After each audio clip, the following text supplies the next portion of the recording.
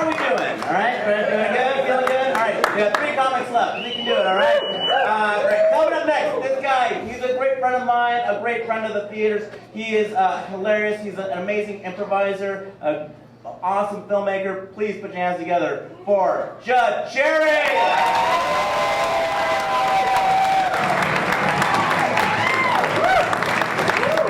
Hey everybody, how you guys doing? Give it up one more time for Ed, please. So, I'm gonna start this off with a little cautionary tale for you guys. Who here has ever gone spray tanning before? Anyone? Okay. All right. So you guys will understand this. The rest of you don't ever do this ever.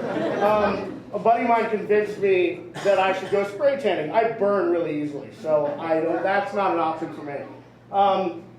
So we were going to Vegas.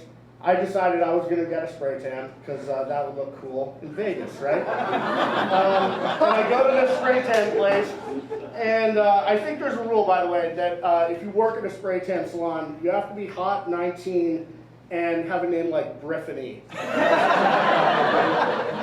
So Briffany takes me into the salon room, and it's really just a giant machine. It's all automated, but there's like 1,300 rules that she goes over. You have to put this block on your fingernails and your toenails. You have to wear goggles, hairnet. You have to stand a certain way, and if you move, it fucks up the spray, and a bunch of other stuff.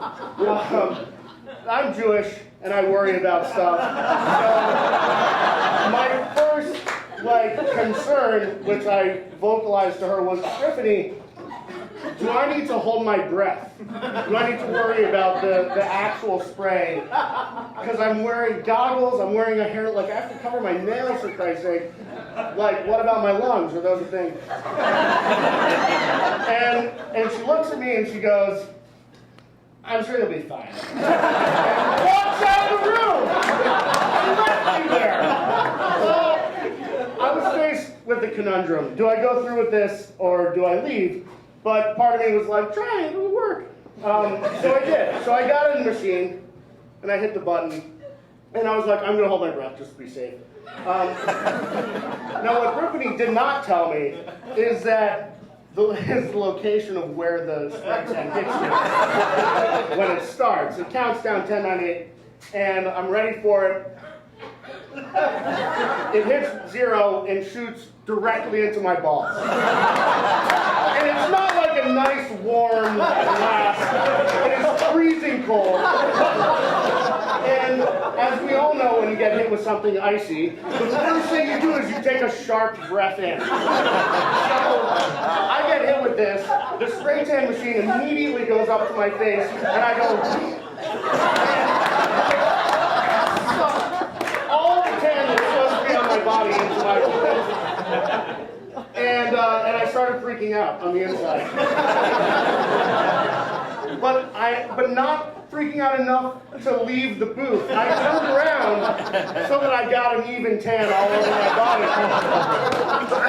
And I realized immediately after that apparently I care more about my physical appearance than I do my actual health. But I walked out and I went to her and I said, Brittany, hey, I just inhaled a shitload of this stuff. And she was filing her nails or whatever hot girls do at tanning salon. And she goes, I'm sure you'll be fine. And then she proceeded to tell me that I'm not allowed to shower for at least 5 hours after the tan, because otherwise it'll streak, which is patently untrue, by the way. For those of you who've done it before, if you shower up to 2 hours after, then you get a nice golden, an amber glow. But the longer you wait to shower, the deeper your tan is going to be. Brittany also failed to mention that the tan does not set in gradually. It is instantaneous. So we went to Vegas. I was like, I'm not going to shower until we get there. It's a 5-hour drive. It'll be perfect. I'll be tan by the time we get to Vegas, right? And then I can shower. We got to Vegas. We go to dinner. We go to gamble a little bit. I'm not tan. My buddies are checking. We get to the club. I'm not tan. We get to the after hours club. It's 3 o'clock in the morning. I'm talking to a girl. She turns around to talk to her friend and turns back, and I had Soul Band in front of her.